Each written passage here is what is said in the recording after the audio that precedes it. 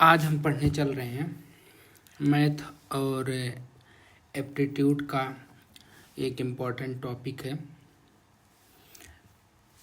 वर्ग और वर्गमूल। मैथ का नंबर सिस्टम का ये एक टॉपिक है वर्ग और वर्गमूल।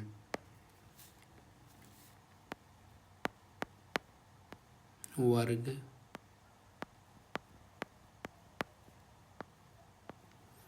और वर्गमूल।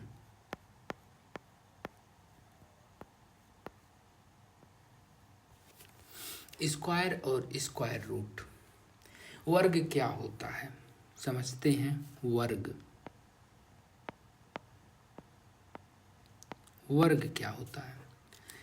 कुछ हम इसमें केवल कुछ टॉपिक लिखेंगे, बाकी हम बोलते रहेंगे, उसको ध्यान से सुनना है। वर्ग क्या होता है, किसी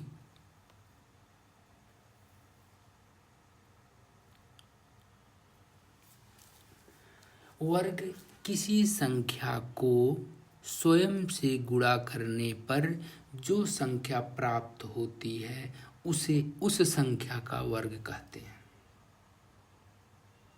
वर्ग क्या है, किसी संख्या को स्वयं से गुणा करने पर जो संख्या प्राप्त होती है उसे उस संख्या का वर्ग कहते हैं। जैसे मान लीजिए एक संख्या n है और n का हमने n से गुणा किया, n का हमने n से गुणा किया और हमको n स्क्वायर मिला।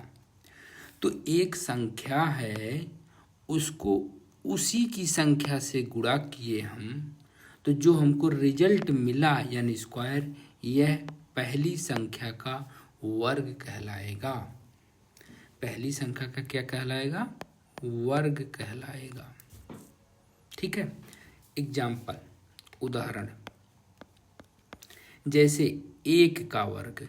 अगर हम कहें कि एक का वर्ग क्या होगा, तो एक का वर्ग क्या होगा, तो एक का हम एक से ही गुणा कर दें, रिजल्ट क्या आएगा, 1।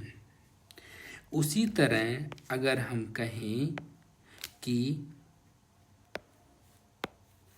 2 का वर्ग क्या होगा, तो 2 का वर्ग मतलब 2 और सेम संख्या का एक बार और गुणा, मतलब कितना हो जाएगा, 4। इसी तरह हम कहें कि अगर 3 का वर्ग क्या होगा, तो 3 का उसी 3 से दोबारा गुणा हो जाएगा और यह हो जाएगा 9। ठीक है। कुछ प्रॉपर्टी है इसकी, क्या है, कुछ प्रॉपर्टी है वर्ग की। दूसरा हम पॉइंट पढ़ेंगे कि वर्ग की कुछ, दूसरा पॉइंट क्या है, वर्ग संख्याओं के कुछ गुण। वर्ग संख्याओं के कुछ गुण।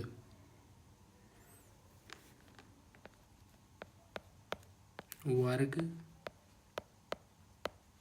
संख्याओं के गुण। इसमें हम कुछ प्रॉपर्टी समझेंगे कि वर्ग की क्या क्या प्रॉपर्टी है।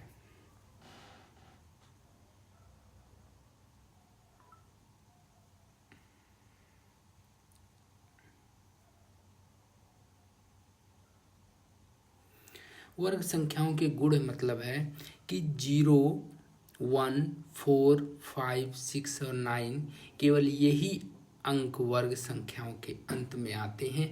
यह पहली प्रॉपर्टी है।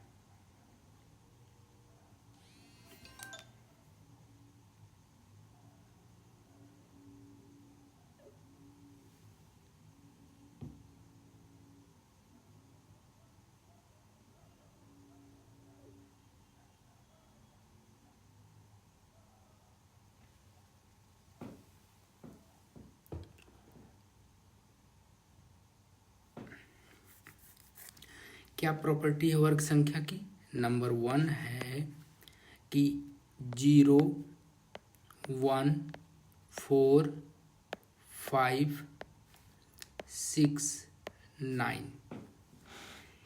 केवल यही अंक हैं जो वर्ग की संख्या में अंत में आते हैं।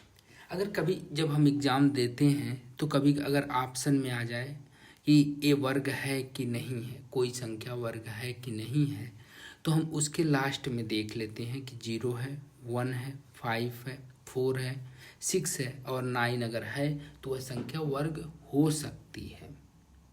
जरूरी नहीं है, हो सकती है। कैसे जरूरी नहीं है? जैसे अगर हम कह रहे हैं लास्ट में 6 आए तो यह संख्या वर्ग होगी, तो 16 आया तो यह 4 की वर्ग रहेगी। लेकिन अगर वहीं 26 आ गया तो क्या वह वर्ग है किसी की? नहीं। लेकिन अगर 36 आ गया तो हाँ है, 46 आ गया तो नहीं, 56 आ गया तो नहीं। तो ऐसा नहीं है कि 6 आ गया तो 100% वर्ग होगी होगी, ये है कि हो सकती है। लेकिन अगर कोई वर्ग है तो उसके लास्ट डिजिट 2 कभी नहीं होगा, 3 कभी नहीं होगा, 7 कभी नहीं होगा, 8 कभी नहीं होगा। तो वर्ग संख्याओं का लास्ट डिजिट अगर कहीं 2 7 8 7 दिखे, 3 दिखे तो ये सब नहीं होता है। क्या होता है? 0 अगर दिखे संभावना बनेगी कि वर्ग है। 0 दिख रहा है तो संभावना बनेगी कि वर्ग है, ऐसा नहीं कि 0 लास्ट में दिखा तो वर्ग है। जैसे 10, क्या 10 किसी का वर्ग है? नहीं। 20 क्या है? नहीं। लेकिन अगर 100 दिखा, 100 में अगर 0 दिखा तो हाँ यह वर्ग है 10 का। इस तरह से होता है। इससे लास्ट डिजिट अगर 4 दिख रहा है तो ऐसा नहीं कि वर्ग है। जैसे केवल 4 दिखा तो हाँ यह 2 का वर्ग है। लेकिन अगर 4 की दिखा फिर 14 दिख जाए, लास्ट डिजिट तो 4 है, आप कहोगे वर्ग है, नहीं। तो मतलब ये जो नंबर हैं ये अगर आ रहे हैं तो वर्ग हो सकते हैं, ऐसा नहीं है कि वर्ग रहें। दूसरी प्रॉपर्टी,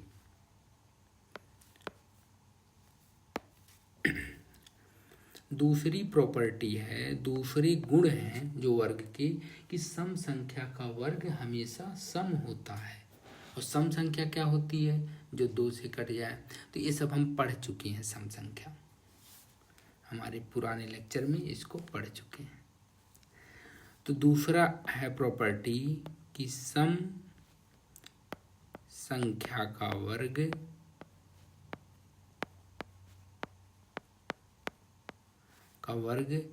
सम होता है।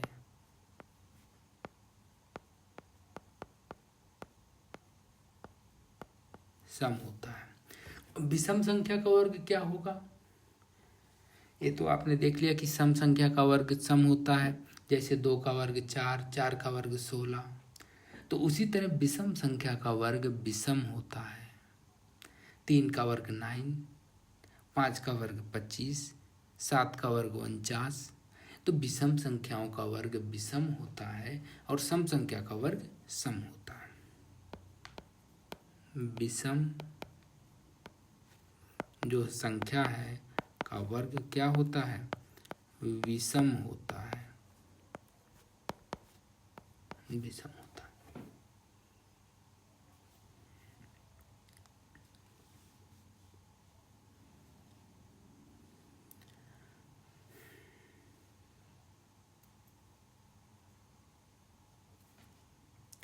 तीसरी प्रॉपर्टी क्या है? इसके तीसरे गुण क्या हैं?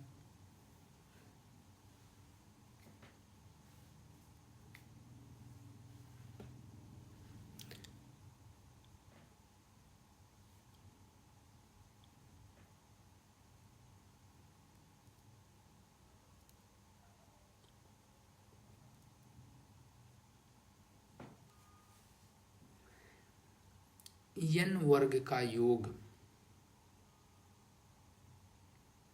तीसरी प्रॉपर्टी चलते हैं, पढ़ते हैं कि पहली n विषम संख्या का योग n स्क्वायर होता है।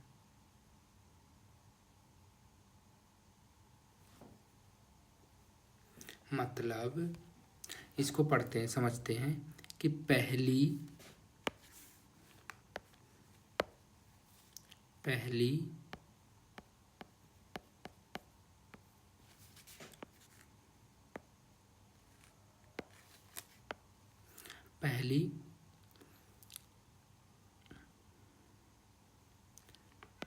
n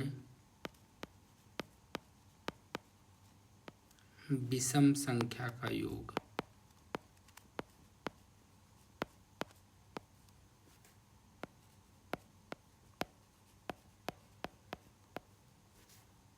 कितना होता है, n स्क्वायर। इसको मतलब समझते हैं कि पहली n जो विषम संख्या है उसका योग n स्क्वायर होता है। कितना इम्पॉर्टेंट है यह प्रॉपर्टी, यह गुण कितना इम्पॉर्टेंट है। कह रहा है कि पहली n विषम संख्या का योग n स्क्वायर होता है। इसी तरह अगर आपको कह दे कि एग्जाम्पल इसका दे, तो एग्जाम्पल क्या है, n विषम संख्या। n विषम संख्या क्या हो सकती है, 1, दूसरी विषम संख्या 3 है, तीसरी विषम संख्या क्या हो जाएगी, 5 हो जाएगी, चौथी विषम संख्या क्या हो जाएगी, 7 हो जाएगी, और पांचवी विषम संख्या क्या हो जाएगी, 9 हो जाएगी। तो इसका योग क्या होगा, n विषम संख्या है, 1 2 3 4 5, तो इसका योग कितना होना चाहिए, 5 का स्क्वायर होना चाहिए। तो 5 का स्क्वायर बराबर 25। अब हम चेक करते हैं क्या लेफ्ट हैंड साइड 25 आ रहा है। चलो चेक करते हैं। तो 1 + 3 4 हो गया, 4 + 5 9 हो गया, और 9 9 18 हो गया, 18 + 7 25 हो गया। तो मतलब 25 बराबर 25। ये कितना बढ़िया है सवाल। अगर यही देखिए सवाल जब कैसे पूछा जाएगा, यही कह दिया जाएगा कि फर्स्ट कितनी 100, फर्स्ट 100 विषम संख्याओं का योग निकालो, तब तो हम पागल हो जाएंगे। फर्स्ट 100 विषम संख्याओं का योग निकालो तो हम पागल हो जाएंगे। लेकिन अगर हम ये जानते रहेंगे प्रॉपर्टी, तो हम 100 का स्क्वायर कर देंगे, 1 और 4 0 कर देंगे, कह देंगे 10,000 होता है। 100 प्रथम 100 विषम संख्याओं का योग 10,000। इसी तरह प्रथम 10 विषम संख्याओं का योग क्या होगा, तो हम जोड़ते रहेंगे। लेकिन अगर प्रॉपर्टी जानेंगे तो हम कहेंगे कि 10 का स्क्वायर कर दो, 100 हो जाएगा। तो प्रथम 10 संख्याओं का विषम संख्याओं का योग कितना हो जाएगा, 100 हो जाएगा। चलो हम कहते हैं कि प्रथम 6 का बताओ। तो प्रथम 6 का देखते हैं क्या ये फार्मूला काम करता है। तो प्रथम हम 5 का तो पढ़ चुके हैं 25, तो नेक्स्ट वाला विषम क्या हो जा रहा है, 25 प्लस नेक्स्ट विषम क्या है, 11 है, तो कितना हो गया 36। तो 6 का स्क्वायर 36। तो ये फार्मूला हमारा बहुत एक तरह से एक अच्छा फार्मूला है कि अगर हम कह दे, सवाल आ जाए कि प्रथम 200 विषम संख्याओं का योग बताओ, तो 200 का स्क्वायर कर दो, 40,000। खत्म तुरंत सवाल। नेक्स्ट प्रॉपर्टी, ये बहुत बढ़िया प्रॉपर्टी थी, नेक्स्ट प्रॉपर्टी खत्म। अब हम पढ़ देंगे तीसरा कंसेप्ट इसमें वर्ग में कि संख्याओं के वर्ग निकालने का क्या दूसरी ट्रिक क्या है। तो ट्रिक इसकी कुछ नहीं है, जो मेथड है उसको समझेंगे।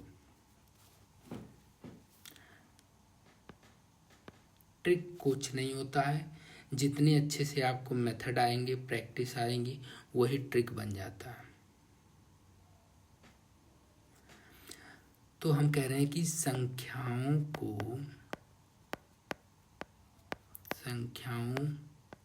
के वर्ग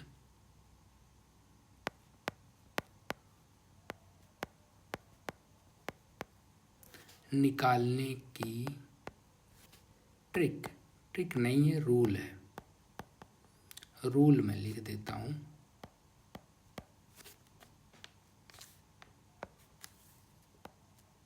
नियम। चलिए, तो जो फार्मूला आप बचपन में पढ़े होंगे, क्या पढ़े हैं? a+b का होल स्क्वायर बराबर a square plus b square plus 2ab। सभी बच्चों को याद होता है ये फार्मूला, अगर वो बचपन में मैथ पढ़ा है तो। दूसरा क्या फार्मूला हम लगा सकते हैं? ये बहुत इम्पॉर्टेंट है, a-b का होल स्क्वायर बराबर ए का, ये सब फार्मूला इम्पॉर्टेंट है, A square plus B square minus 2ab।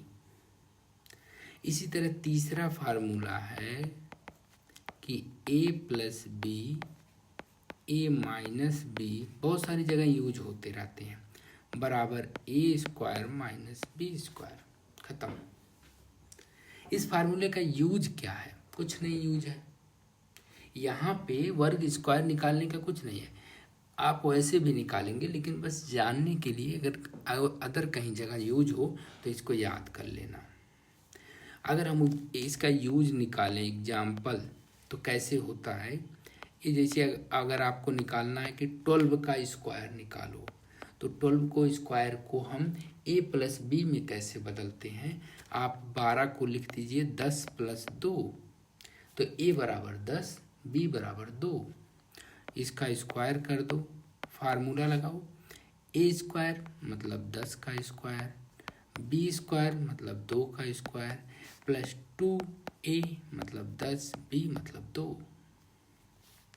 तो कितना हो जाएगा? a का 100 प्लस 4 प्लस 10 दूनी 20 दूनी 40, ऐड कर देंगे 144। तो 12 का स्क्वायर 144। तो यह इसलिए है कि 10 का स्क्वायर सबको पता होता है 100 होता है, 2 का सबको पता होता है 4 होता है, तो a+b से निकालने में थोड़ा सा इजी हो जाता है।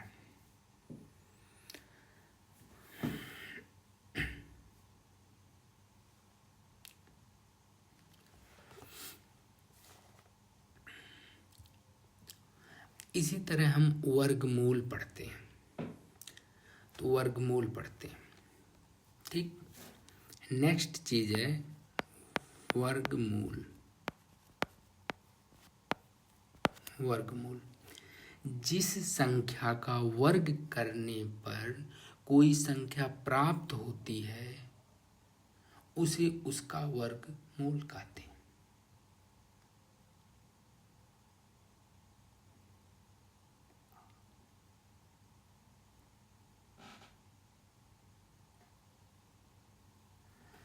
मतलब जिस संख्या का वर्ग करने पर कोई संख्या प्राप्त होती है तो उसे उस संख्या का वर्गमूल कहते हैं। मतलब समझना है यहाँ पर, जैसे 4 का वर्ग करने पर 16 प्राप्त होता है तो 4 को 16 का वर्गमूल कहते हैं। मतलब जिस संख्या का वर्ग करने पर कोई संख्या प्राप्त होती है तो उसे उसका वर्गमूल कहते हैं। उसी तरह जैसे 5 का वर्ग करने पर 25 प्राप्त होता है तो 25 का वर्गमूल 5 है। तो इसको हम लिखते हैं जैसे n स्क्वायर का रूट बराबर n। उदाहरण अगर हम एग्जाम्पल करें तो क्या हो जाएगा? जैसे 49 का वर्गमूल बराबर 7। क्यों? क्योंकि 7 का वर्ग करने पर ही 49 मिला। इसी तरह 64 का वर्गमूल क्या हो जाएगा? 8, क्योंकि 8 का वर्ग करने पर ही 64 मिला था, ठीक। अब वर्गमूल ज्ञात करने की क्या विधि है? वर्गमूल ज्ञात करने की अभाज्य गुणनखंड विधि। अभाज्य गुणनखंड विधि क्या होती है? जैसे अगर हम कहें कि 144 का वर्गमूल निकालो, अगर हम कहें कि 144 का वर्गमूल क्या होगा, तो हम अभाज्य गुणनखंड विधि से अगर हम करें तो इसका गुणनखंड करेंगे। पहले हम 2 से कट करेंगे तो 72 आ जाएगा, फिर 2 से कट करेंगे 36, फिर 2 से करेंगे 1 और 18, फिर 2 से करेंगे 9, फिर 3 से करेंगे 3, फिर 3 करेंगे 1। अब जब भी वर्गमूल निकालना हो तो हम 2-2 का जोड़ा बनाएंगे। तो जब हम 2-2 का जोड़ा बनाते हैं तो एक ये बन गया, एक ये बन गया और एक ये बन गया। तो एक जोड़े से एक को ही लेंगे, मतलब ये जोड़ा। तो यहाँ से 2 आया, फिर यहाँ से 2 आएगा और यहाँ से कितना आएगा, 3 आएगा। ये गुणा कर देंगे, यह 144 का वर्गमूल होगा। तो गुणा करने पर कितना है, 3 दूनी 6, 6 दूनी 12। तो 12 जो है वह हमारा 144 का वर्गमूल होगा। लेकिन कभी कभी अनुमान और एक्सपीरियंस के आधार पर भी वर्गमूल निकालते हैं। ये जो हम बता रहे हैं कि अनुमान और एक्सपीरियंस के आधार पर, परीक्षण के आधार पर, हिट एंड ट्राई के आधार पर यही एग्जाम में काम देगा, यही एग्जाम में काम देगा। अगला वाला उसमें क्या है, उसको कैसे निकालते हैं, अनुमान और परीक्षण वाला।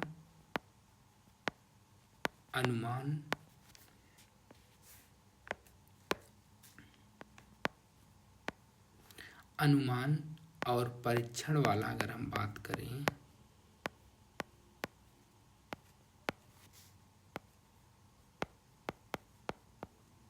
यही काम देगा एग्जाम में। जैसे अगर हम कहें 36 का वर्गमूल निकालो, तो अगर हम कहते हैं कि 36 का वर्गमूल निकालो तो आप कहोगे 6। अगर हम कहें कि 25 का वर्गमूल निकालो तो आप कहोगे 5। तो अगर हम कहें 30 का वर्गमूल निकालो तो आप कहोगे कैसे। तो जो 30 का वर्गमूल होगा, एग्जाम में ऑप्शन दिया रहेगा, तो आप 5 और 6 के बीच जाना, यही अनुमान है।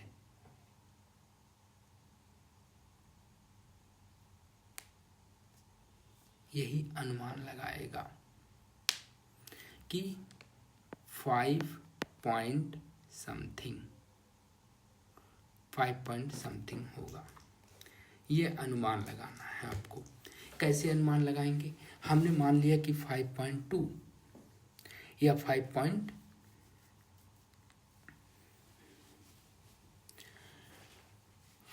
पॉइंट अगर हम इसको कर देते हैं, मान लो कि 5.5 कर दें, तो अनुमान से करना है तो 5.5 कर दिया। तो इसको आपस में गुणा करिए, क्या 30 दे रहा है, तो 5 25 हासिल 2, 5 25 27, 2 5 25 5 और फिर 27।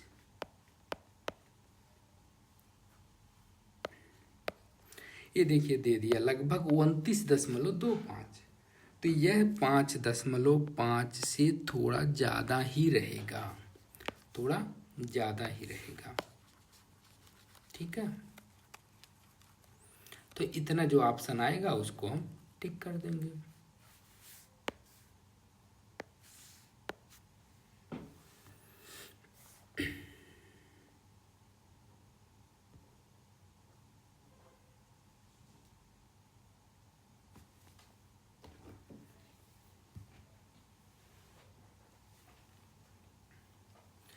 तो वर्गमूल के कुछ गुण हैं, वर्गमूल के, जिसको हम समझ लेते हैं।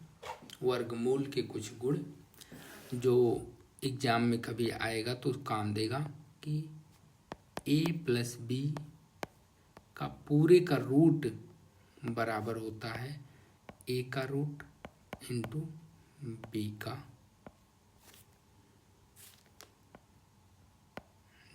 रूट।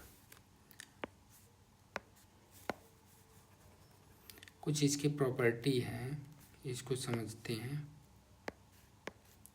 कि a इंटू बी पूरे का रूट, रूट मतलब वर्गमूल, बराबर होता है ए का वर्गमूल इंटू बी का वर्गमूल।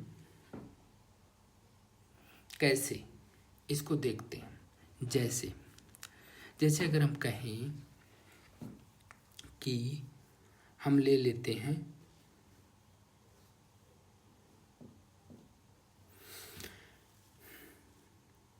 कोई नंबर ले लेते हैं 9 गुणे 9, 9 गुणे 9। यहाँ पे दोनों नंबर हमेशा बराबर ही आएगा, ये भी ध्यान रखना, तभी तो उसका वर्गमूल बनेगा। का रूट बराबर हम कह सकते हैं 9 का रूट इंटू 9 का रूट बराबर 3 गुणे 3 बराबर 9। ठीक है। उसी तरह प्रॉपर्टी है गुणा वाली, उसी तरह ए बटे बी पूरे का वर्गमूल बराबर ए का वर्गमूल अपन बी का वर्गमूल। उसी तरह होता है ए का वर्गमूल का स्क्वायर अगर हम करें तो ए ही आता है, ए ही आता है, देखना यहाँ समझना। लेकिन ए का स्क्वायर पूरे का वर्गमूल करें तो यह माड ए आता है। क्यों माड ए आता है? क्योंकि यहाँ ए हम नहीं कह सकते। दूसरे लाइन में क्यों नहीं कह सकते कि अगर इस केस में ए बराबर हमने मान लिया -3, तो -3 का स्क्वायर पूरे का रूट करने पर अगर हम डायरेक्ट ए लिख दें, केवल 3 लिख दें, तो यह गलत हो जाएगा। तभी हम माड 3 किए कि यह +-3 कुछ भी हो सकता है, जबकि यहाँ पर -3 था। क्लियर? ओके।